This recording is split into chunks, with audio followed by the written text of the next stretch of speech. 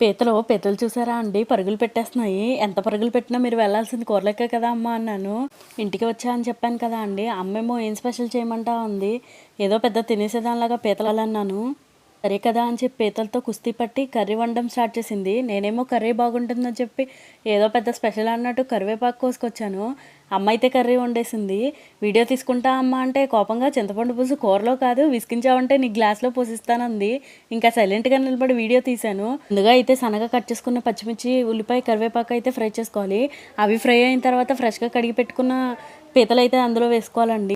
తర్వాత కొంచెం ఉప్పు, కొంచెం కారం, కొంచెం పసుపు వేసుకుని మసాలా వాటర్ వేసుకుని కొంచెం ఉడికిన తర్వాత చింతపండు పులుసు వేసుకోవాలండి. తర్వాత టేస్ట్ చూసుకుని కొంచెం కొత్తిమీర వేసుకుని దింపేసుకోవడమే. అంతేనండి. వేడి వేడి అన్నంలో పీతల పులుసు వేసుకుని తింటే ఉంటుంది. ఆహా అనాల్సిందే, వావ్ అనాల్సిందే. తినాల్సిన వాళ్ళు ఎవరైనా. ఎలా అయినా అమ్మ చేతి వంట చాలా స్పెషల్ కదా. వీడియో నచ్చితే do like, share and subscribe to Bobby గారు అమ్మాయి.